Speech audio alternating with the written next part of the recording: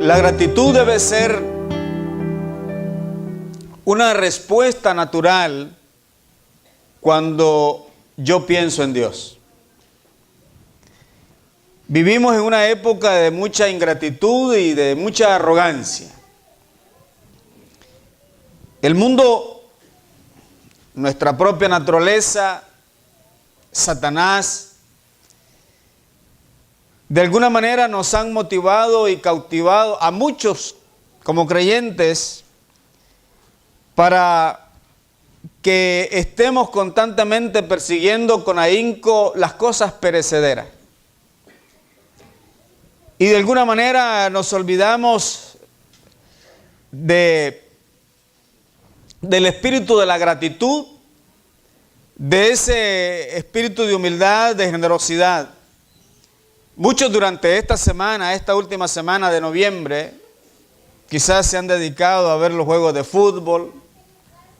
Otros recorrieron grandes o largas distancias por tierra, por avión, para tener una cena con la familia, pero lo menos que pensaron fue agradecerle a Dios. Es más, algunos ni siquiera le llaman ya el Día de Acción de Gracias, el Día del Pavo, dice. El Día del Pavo.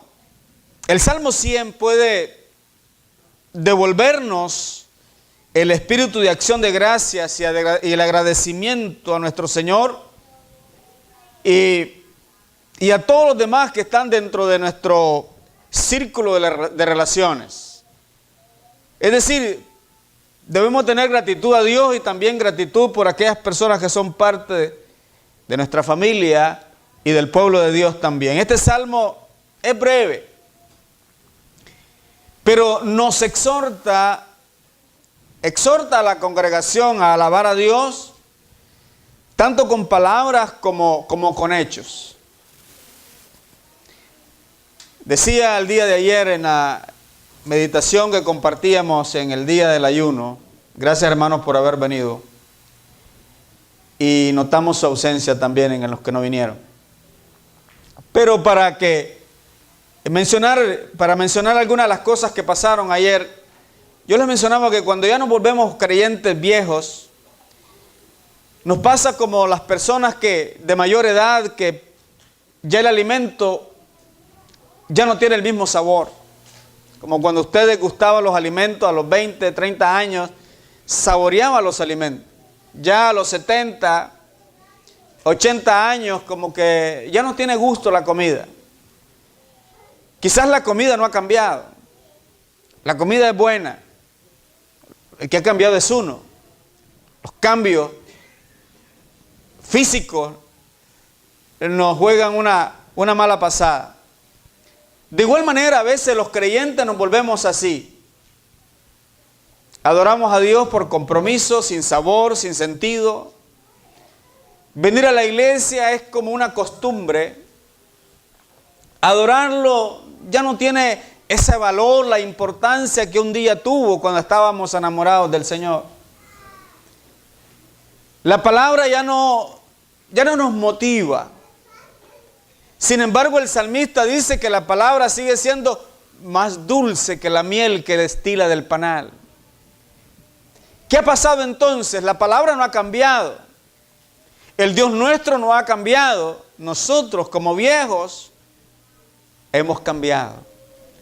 Hemos perdido el verdadero deleite, el verdadero sabor de la búsqueda de Dios. Y mencionaba, esta es parte de la introducción, todavía no hemos entrado al tema.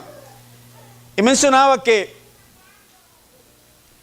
Jesús en su oración intercesora, en Juan capítulo 17, especialmente el versículo 24, dice, Padre, dice, yo quiero que ellos vean mi gloria. Hermanos, necesitamos ver la gloria del Señor Jesús para estar enamorados de Él. Hoy la vemos por fe en la tierra. Con lo que oímos, con lo que escuchamos en la palabra, por fe vemos la gloria del Señor Jesús. Maravillosamente dice la Escritura, Jesús hablando a Felipe. Cuando Felipe le dijo, muéstranos al Padre nos basta. Jesús dijo, tanto tiempo he estado con vosotros, Felipe, y no me has conocido. El que me ha visto a mí, ha visto al Padre. Entonces, viendo la gloria de Cristo, vemos a Dios el Padre también. Por fe nos movemos, por fe andamos y vemos la gloria de Cristo en este transitar de la vida, en la palabra, en la oración, en todas las circunstancias de la vida. Y nos estamos preparando para ver la gloria de Cristo en la eternidad por siempre y siempre. Volvamos entonces al Salmo. Sin duda es una exhortación a la congregación a alabar a Dios con el verdadero sentido de la alabanza y la adoración, con palabras y con hechos. Usted puede decir, oh, cuánto amo a Dios, pero ¿lo demuestra? Oh, cuánto amo yo la casa de Dios, y lo demuestra. Su ausencia demuestra que es lo contrario. En primer lugar, quiero mencionar que los versículos 1 y 2 nos dicen que hemos de presentarnos delante del Señor con sumo gozo. Hemos de presentarnos delante del Señor. Si es nuestra gratitud, lo vamos a hacer con sumo gozo, no a regañadientes. Leamos otra vez el versículo 1 y el versículo 2. Cantad alegres a Dios, habitantes de toda la tierra. Servid a Jehová con alegría. Venid ante su presencia con regocijo. Noten, hermanos, habla de alegres, de alegría, de regocijo. Este salmo es un salmo de alabanza, no hay duda, es un salmo de alabanza. Algunos creen que este salmo lo cantaban los que se reunían a adorar en el templo. Cuando anualmente venía la congregación, el pueblo de Israel, y venía a adorar a Dios en el templo. Tal vez era un himno de apertura, era lo que iniciaba la adoración. Y luego era seguido por otras expresiones de adoración. Elevar oración a Dios, postrarse ante su presencia. Otra posibilidad es que fuera un canto de procesión. Es decir, que en procesión la gente cantaba, entonaban los peregrinos, los que venían de todas las ciudades de Israel a Jerusalén como peregrinos para adorar en un día específico. Al entrar en los atrios del templo a adorar, cantaban este salmo. Y fíjense si no tiene lógica lo que les estoy diciendo. Cuando los adoradores, los peregrinos venían y se congregaban de todas las ciudades de Israel y llegaban a Jerusalén, donde estaba el arca del pacto, donde estaba la presencia de Dios. Entonces los que venían entrando al atrio, los que venían entrando al templo, cantaban los versículos 1 y 3. 1 al 3. Otra vez lo leo. Cantad alegres a Dios, habitantes de toda la tierra. Servid a Jehová con alegría, venid ante su presencia con regocijo. Reconoced que Jehová es Dios, Él nos hizo y no nosotros a nosotros mismos, pueblo suyo somos y ovejas de su prado. Cantaba eso el peregrino cuando iba entrando a los atrios.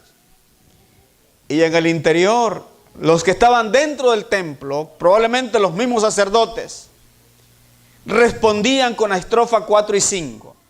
Con los versículos 4 y 5, desde adentro se oía decir, en respuesta a lo que cantaban los peregrinos, entrad por sus puertas con acción de gracias, por sus atrios con alabanza, alabadle, bendecid su nombre, porque Jehová es bueno, para siempre es su misericordia y su fidelidad por todas las generaciones. Sea como fuere, este salmo es una gozosa confesión de la soberanía absoluta de Dios.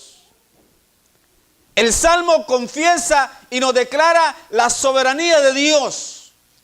Es un llamado a la acción de gracia y una expresión de gratitud, además de una declaración de fe. El salmista comienza con su alegre canción, con una marcha de exhortación, con un enunciado de exhortación, dice, toda la tierra, todos somos llamados a alabar y bendecir el nombre de Jehová eternamente y para siempre. Dice él, toda la tierra cante con alegría, con regocijo el nombre de Jehová de los ejércitos. Probablemente, vuelvo a mencionar, como nos vamos haciendo un poco viejos en el Evangelio, como que ya esa pasión que nos conmovía un tiempo, ya no surgen las lágrimas de emoción por lo que contemplamos en Dios. Ya Dios dejó de ser la persona importante en nuestra vida. Pero ¿cómo vamos a hacerlo? Vamos a hacerlo con sumo gozo a Dios. La expresión cantad alegres toda la tierra hace referencia a los gritos victoriosos después de lograr un gran triunfo sobre los enemigos. Dios ha bendecido a su pueblo y nuestros enemigos han sido avergonzados. El pecado y Satanás han sido aniquilados por la presencia de nuestro Rey y Salvador Jesucristo. La exhortación también evoca la imagen de súbditos leales al Rey, que saludan la aparición de su Rey con gritos de alegría, de alabanza y de devoción por su monarca. Ven ustedes los gobiernos, por ejemplo. Hay grupos de personas que pueden ser ministros, pueden ser alcaldes, pueden ser gobernadores. Cuando se relacionan muy cerca con el presidente, se creen la mamá de Tarzán. Y de alguna manera, como dicen en mi país, se vuelven cepillos. O en México creo que le llaman barberos. No sé cómo le llaman en otro lugar. Pero se vuelven un poco, diría, se quieren congraciar, serviles a su gobernante, estar bien con ellos. Y aunque no sientan nada, ellos le dicen, oh presidente, ¿cómo ha hecho usted su trabajo extraordinario? Y por detrás está pensando en otra cosa. Entonces no podemos mirar a Dios de esa manera. Cuando lo vamos a adorar, vamos a hacerlo reverentemente, porque Él merece toda nuestra adoración. Por lo que Él es para nuestra vida, por lo que Él significa para nosotros. Él es el Dios del pacto, de un pacto supremo. Él es el gobernante supremo, el único Señor y soberano del mundo. ¿O no es así? El salmista exhorta a los adoradores, servid a Jehová. Servid a Jehová. Es posible que el verbo servir se refiere a la participación de la adoración. Cuando adoramos, estamos sirviendo a Dios. ¿Ve Dios con agrado tu adoración? ¿Ve Dios con agrado tu adoración, lo que tú le ofreces a Dios? Pero también puede ser el propio servicio que le damos a Dios y a los demás. Es posible que el verbo servir se refiere a eso, a adorar, y a servir propiamente como entendemos el término. También puede referirse a la relación colectiva entre el pueblo de Israel y Dios. Quiero que abran la Biblia ahí los que trajeron sus Biblias, algunos ya nos la traen. En Josué, capítulo 24, los versículos 14 y 15. Llega el momento en que Israel está ya en la tierra prometida y Josué, sabiendo que las cosas no están bien entre el pueblo, entonces él levanta este desafío para el pueblo diciendo, Josué 24, 14 y 15, ahora pues, temed a Jehová y servid con integridad y en verdad, y quitad de entre vosotros los dioses a los cuales sirvieron vuestros padres al otro lado del río y en Egipto, y servid a Jehová. Y si mal os parece servir a Jehová, escogeos hoy a quién sirváis. Si a los dioses a quienes sirvieron vuestros padres cuando estuvieron al otro lado del río, o a los dioses de los amorreos en cuya tierra habitáis, pero yo y mi casa serviremos a Jehová. Es decir, el servicio a Dios no debe tener rivalidad en el corazón. Dios no puede tener competencia en nuestra adoración.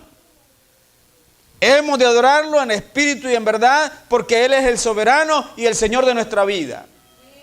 Josué desafió al pueblo a trabajar, a servir y a presentar ofrendas a Dios con adoración. Lo que hagamos, sea de palabra o de hecho, dice la Escritura, hagámoslo como para el Señor y no para los hombres. ¿Es la adoración un acto de servicio? Pregunto. ¿Es la adoración un acto de servicio? Los que asistimos al templo solemos referirnos a la adoración colectiva como un servicio de adoración. Este es un servicio de adoración. Y cada vez que venimos al templo, estamos dando un servicio de oración. Nos reunimos con el propósito de ofrecer a Dios sacrificio de alabanza. Antes se llevaban corderos para ser muertos en el altar. Hoy traemos nuestro canto de adoración para ofrecerlos en el altar del Señor.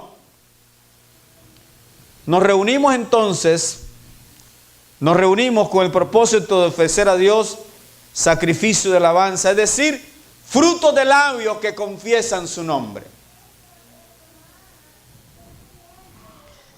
Ofrecemos nuestra gratitud y ofrecemos nuestra renovación de nuestro compromiso a Él como una expresión de nuestro servicio, ese servicio constante y como un testimonio público de nuestra lealtad a Dios.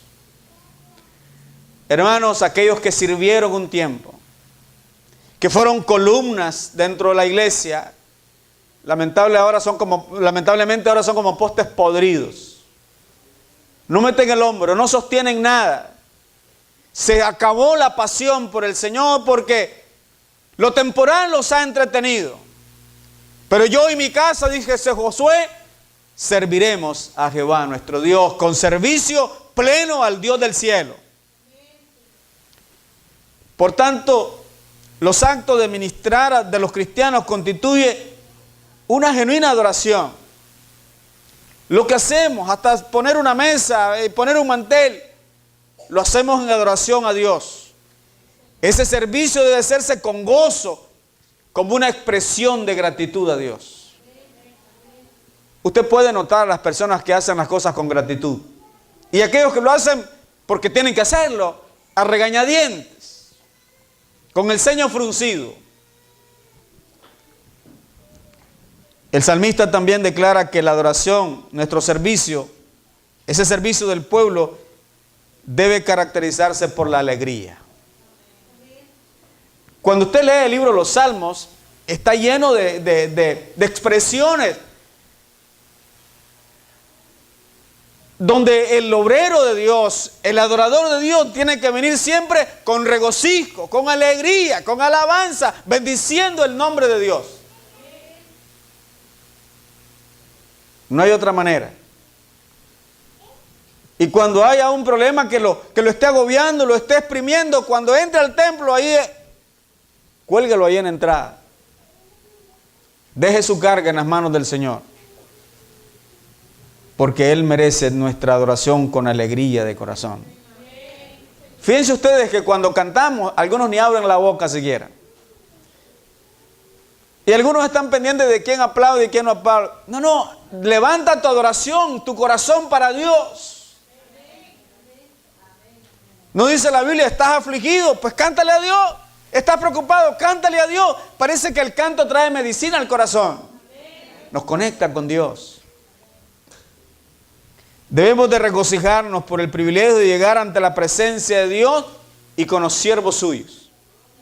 Debe ser un regocijo llegar a la presencia de Dios. ¿Recuerda cuando iba a ver a su novia, a usted o a su novio, cuando se iban a encontrar en algún lugar? Te espero en el parque. a las 4. Llegaba a las 3:30. Y se limpiaba bien las uñas, echaba buen desodorante en la boca. Y entonces, emocionado. Y aquello le daba mariposas en el estómago cuando iba a llegar su galán. Ahora llega un galón, ¿no? Pero cuando llegaba la persona que usted admiraba. Claro, ya cuando va pasando el tiempo, dice, ¿vas a venir, mi amor, el sábado? Él le ha dicho, llueve, trueno, relampaguee, yo siempre voy a estar acá. Y cuando le pregunte, ¿vas a venir el sábado? Si no llueve, mi amor. ¿No es cierto que nos volvemos así de alguna manera perezosos, indiferentes con el Señor también? Dice la Escritura, despiértate tú que duermes, levántate de entre los muertos y te alumbrará Cristo. Despertemos del letargo espiritual y volvamos a experimentar como al principio de la vida cristiana. El pueblo de Dios siempre debe expresar un gozo exuberante y una profunda reverencia acerca de Él. Yo les conté la historia, creo que algunos no la han oído, la historia del anciano, el abuelo que sale con el niño de unos 6, 7 años al campo. Y sale de la mano con el niño y encontraron un burro. ¿Se acuerdan, no? Pero algunos no lo han oído. Cierren los oídos los que ya lo oyeron. Encuentran un burro y entonces el niño se queda viendo de frente a la cara del burro. Imagínese usted al burro ahí frente a usted. Y le dice el niño al abuelo, que son muy hábiles los niños. Abuelo, dice, este burro debe ser cristiano. ¿Por qué? Dice el abuelo. Porque tiene una cara igual que la tuya. Hermanos, hay algunos que hasta nos da temor sentarnos con ellos, conversar con ellos. Porque su cara deja mucho que desear. Algunos anhelamos verles. A otros les hacemos la cruz para que no se acerquen. Pero cuando venimos al Señor, que dice la Biblia, sonríe. Hazlo con regocijo, con alabanza, en adoración plena al Dios que lo merece todo. Algunos simplemente están cumpliendo un deber, no un servicio y una adoración. No haga porque se lo exigen, hágalo porque usted siente el deseo de servir a Dios. En su presencia todo ha de ser con regocijo. Al entrar en los atrios del templo, entramos en la presencia de Dios. Debían ellos cantar para celebrar el privilegio de entrar en la presencia de su Rey. Y eso lo hemos olvidado nosotros. Cuando entramos al templo, entramos a la presencia de nuestro Rey y Salvador Jesucristo. En segundo lugar, versículos 3 y 4. Nuestro mayor reconocimiento del señorío de Dios lo expresaré con acción de gracias y alabanzas. Versículos 3 y 4 del Salmo 100. Otra vez lo leo. Reconoced que Jehová es Dios. Él nos hizo y no nosotros a nosotros mismos. Pueblo suyo somos y ovejas de su prado. Entrad por sus puertas con acción de gracias, por sus atrios con alabanza. Alabadle, bendecid su nombre. Los sacerdotes, solo los sacerdotes entraban en el templo. Y el sumo sacerdote al lugar santísimo, en Jerusalén. Los sacerdotes podían entrar al templo. Pero el sumo sacerdote entraba una vez al año en el lugar santísimo para servir a Dios, darle tributo a Dios, ofrecer ofrendas a Dios y el incienso para Dios.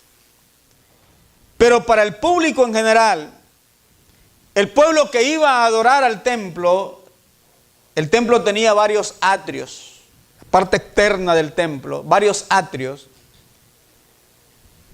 Ahí se reunían entonces los adoradores, podían orar, podían ver cómo se ofrecían los sacrificios, que era por ellos, y podían cantar al nombre del Señor. Entonces estaba el sacerdote, el sumo sacerdote en el lugar santísimo. Luego el resto de los sacerdotes en el templo. Y el pueblo en los atrios para adorar, bendecir el nombre de Dios. El reconocimiento del señorío absoluto de Dios debe ser parte integral de nuestra vida, de la vida del creyente y de nuestra adoración. Los creyentes debemos reconocer que Jehová es Dios. ¿O no es así? Reconocer que Jehová es Dios. Se trata de algo más profundo que una aceptación intelectual. Se trata de saber que Él es el Dios verdadero y que Él es el Dios soberano. Si usted va por la calle, ahí solamente se para ahí en la calle y le pregunta a alguien que va por allá y le pregunta a usted, ¿cree usted en Dios? Le va a decir sí. Pero eso es una creencia intelectual. Mucha gente cree en Dios. Pero aquí no está hablando de una creencia intelectual, del concepto que tenemos de Dios en la mente, sino reconocerlo como el único Dios verdadero y como el Dios soberano de la vida nuestra también. El reconocimiento de solo Jehová es Dios, que no existe otro Dios. Esto comprometía a los adoradores a aceptar la soberanía de Dios. La confesión del carácter absoluto de Dios era una consecuencia de la experiencia personal con Él. Si hay una experiencia personal con Dios, vamos a reconocer su soberanía en nuestra vida. Vamos a reconocer que es lo más importante para nuestra vida. La palabra en el texto hebreo dice, Él nos hizo. Esa expresión, Él nos hizo, dan la idea de Él. Sí, Él, solo Él.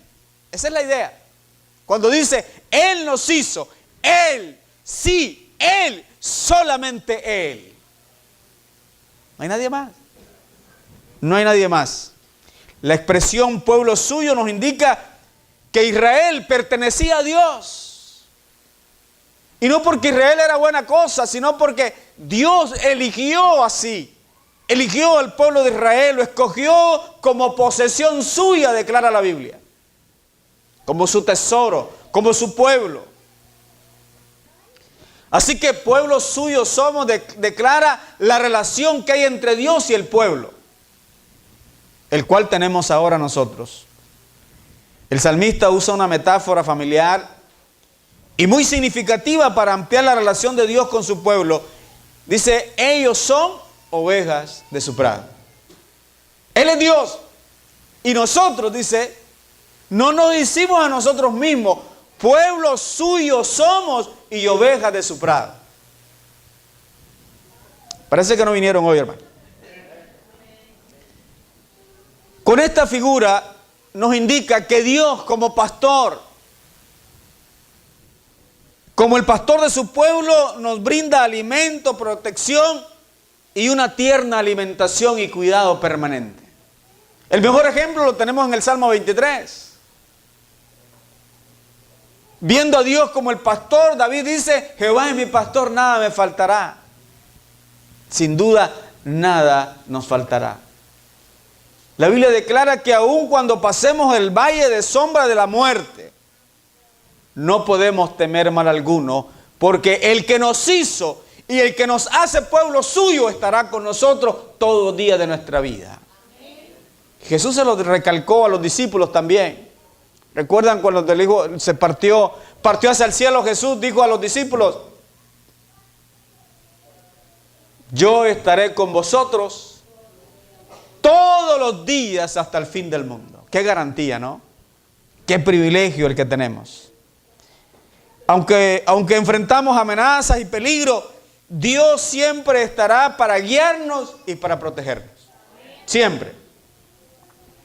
Hoy podemos dar gracias a Dios porque Jesucristo es para nosotros el buen pastor.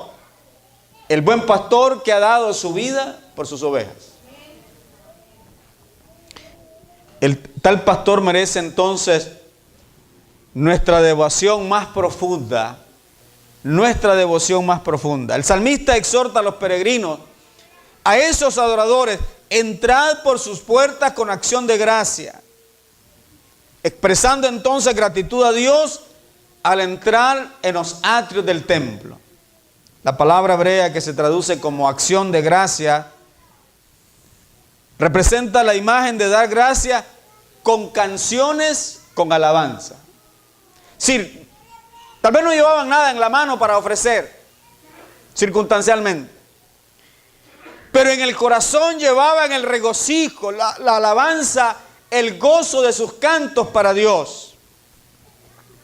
Los fieles peregrinos debían expresar gratitud a Dios por el privilegio de adorarlo en los atrios del templo y por cada bendición divina recibida. Saben, hermanos, que a unos pequeños detalles de la vida Dios está presente con nosotros. En las cosas que no entendemos, Dios está presente con nosotros para darnos su bendición. Así que los adoradores debían entrar por sus atrios con canciones de alabanza, adoración y gratitud en la presencia de Dios. La palabra que se traduce bendecid también tiene el sentido de expresar de rodillas adoración y alabanza a Dios. Quiere decir que el pueblo tenía que postrarse, reconociéndolo como Dios y dándole el honor y la gloria a su nombre. En el Salmo 95, 6 y 7 lo dice: venid, adoremos y postrémonos, arrodillémonos delante de Jehová nuestro Hacedor, porque Él es nuestro Dios, nosotros el pueblo de su prado y ovejas de su mano. Como dice el salmista: vengan, entren, arrodíllense, póstrense ante el soberano y Rey de reyes y Señor de señores.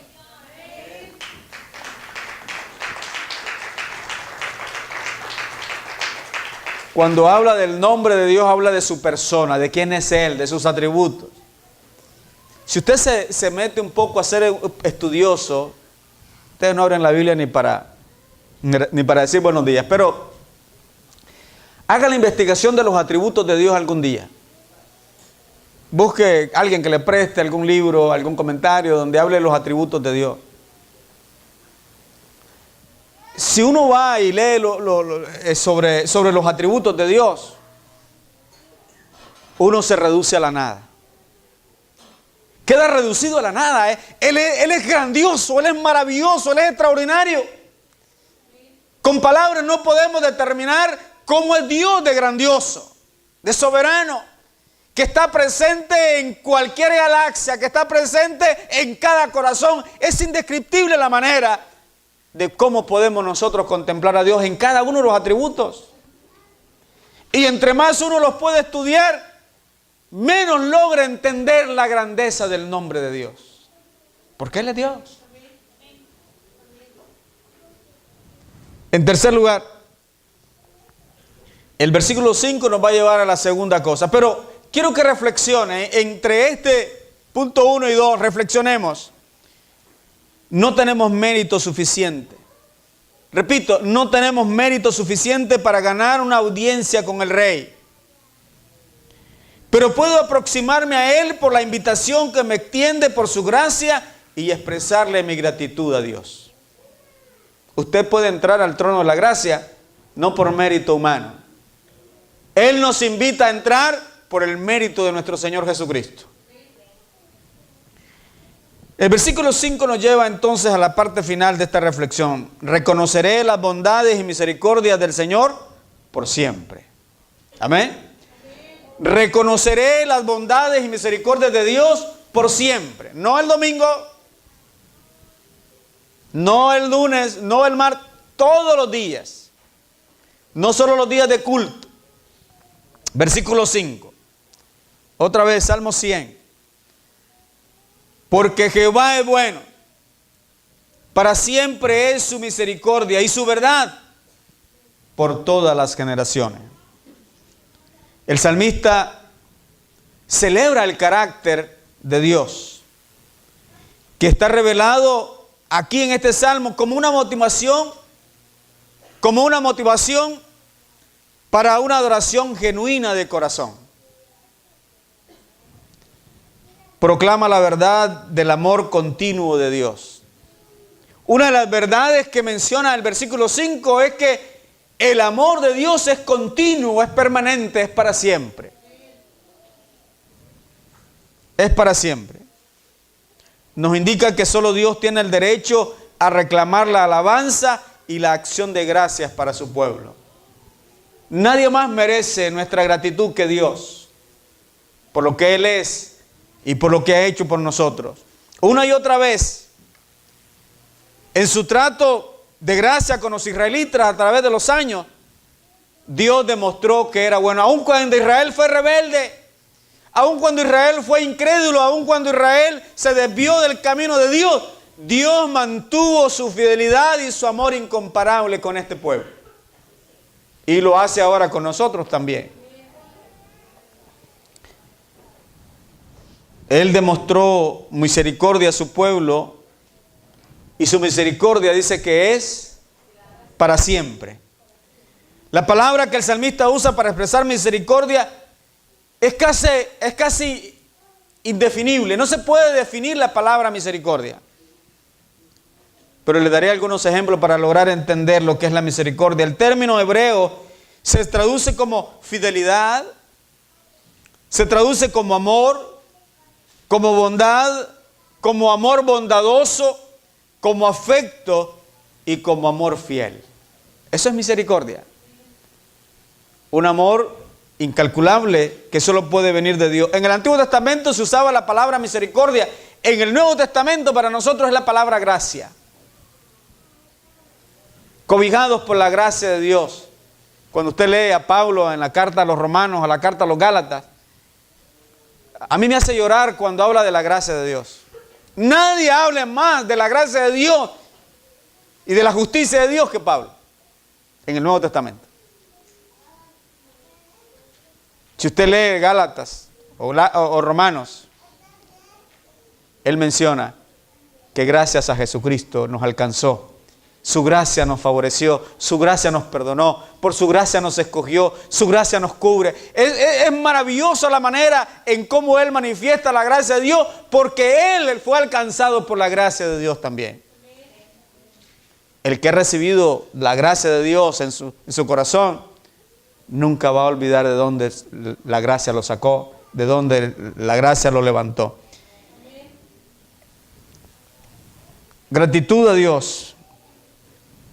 La palabra misericordia entonces expresa la fidelidad inquebrantable de Dios.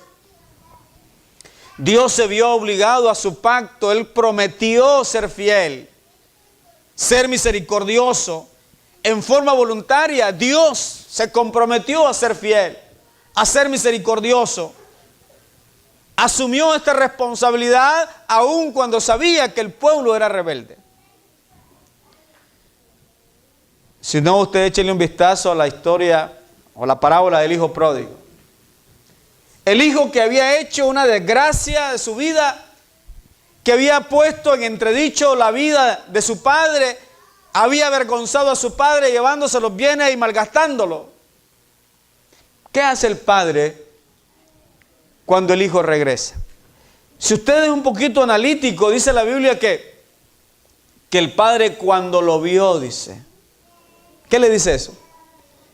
El hijo se había perdido por años. Por años.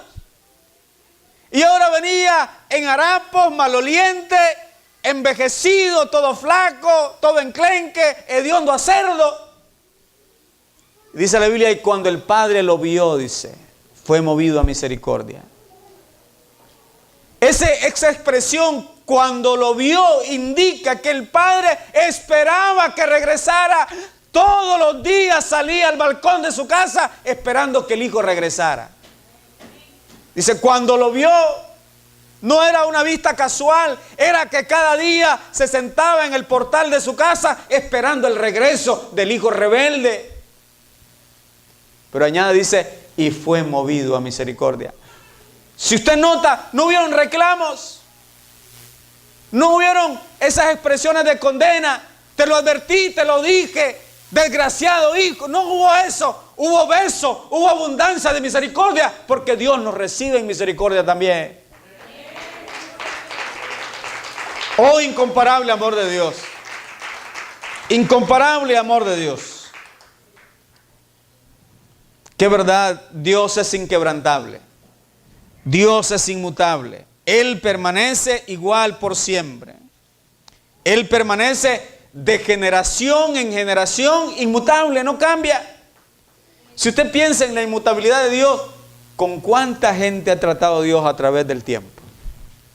No solamente con Israel, con los gentiles. Una y otra generación, uno y otro siglo, viene tratando Dios, y Él permanece igual. Él permanece igual, Él es fiel a sus promesas por siempre. Dice la Biblia que su verdad permanece por todas las generaciones. Dios es inmutable. Las generaciones van y vienen, se acaban, se terminan. Él permanece igual. La palabra que se traduce como verdad en el versículo 5 también puede traducirse como fidelidad, en el sentido de firmeza, estabilidad, constancia.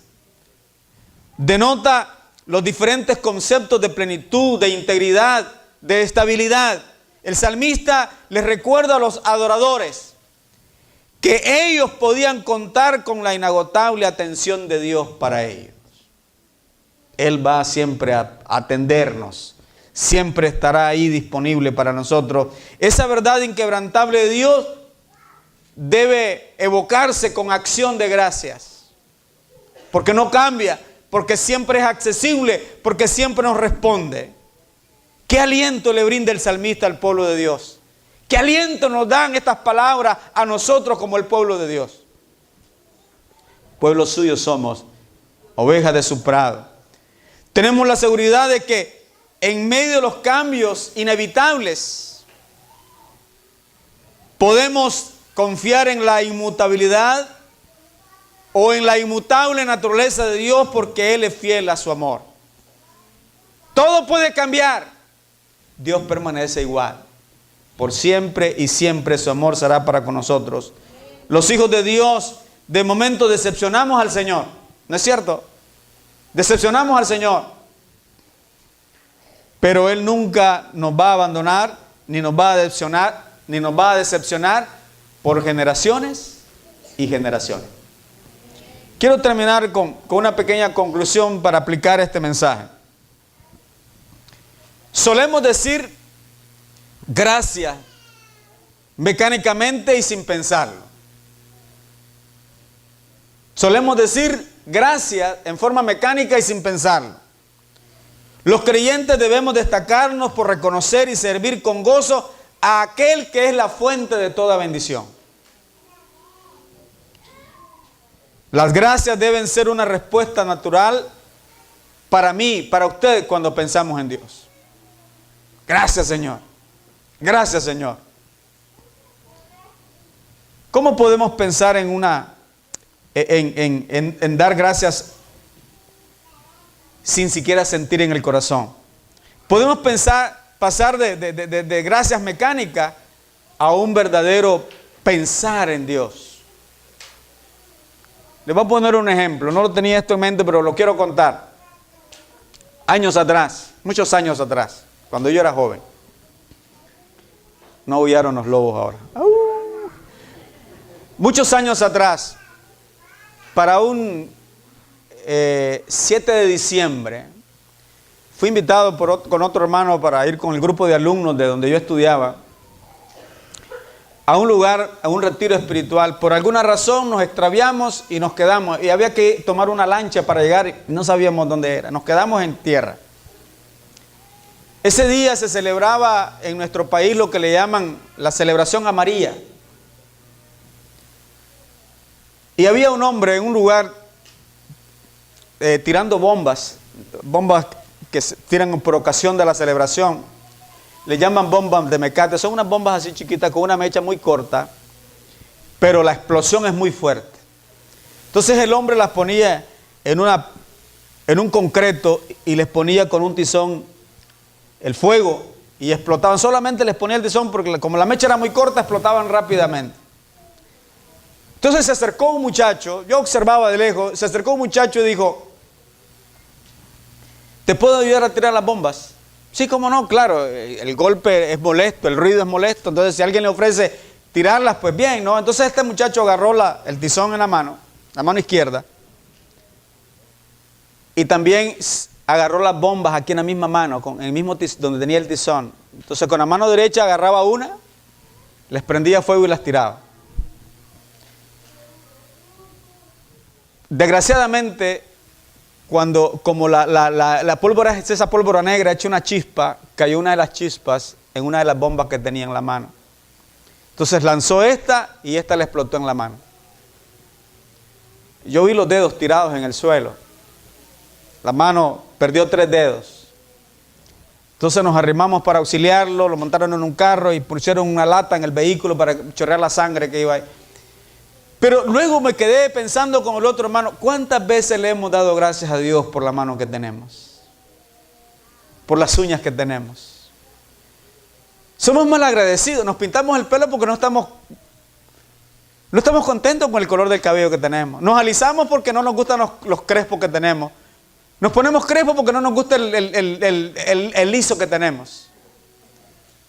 Dios nos hizo así, negritos, flacos, negros, gordos, enclenques, como sea. Entonces, recordaba lo que dice el Salmo 103, bendice alma mía Jehová y no olvide ninguno de sus beneficios. Bendice alma mía Jehová y bendiga todo mi ser, mis manos, mi cerebro, mis piernas. Bendigan el nombre del Señor para siempre. La próxima vez que empiece a quejarse usted porque le salió un diente encaramado en el otro, dele gracias a Dios porque lo tiene, otro ya no lo tiene. Seamos agradecidos con el Señor. Si somos chaparros, queremos medir 5, si medimos 5 pies como Gerson y yo, pues queremos medir 6 pies, 6 pulgadas, grandotes. Los grandotes quieren ser pequeños. Estamos inconformes. ¿Ven ustedes la gente que se pone tatuajes en los cuerpos? Parece que el color no les gusta, el color de la piel que Dios les dio, piel canela. Algunos estamos como crudos, bien blancos, pero vale la pena tener este color que Dios nos escogió. Él nos hizo y no nosotros a nosotros mismos. Así que celebremos y demos la gloria y el honor al Señor por siempre y siempre. Hay 7 ordenanzas que da finalmente el salmista. No me quiero bajar de acá porque esto está muy hermoso.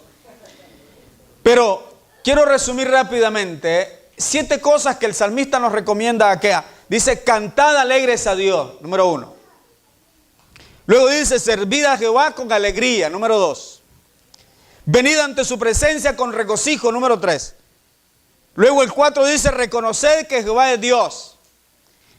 5, entrad por sus puertas con acción de gracia, por sus atrios con alabanza. 6, alabadle.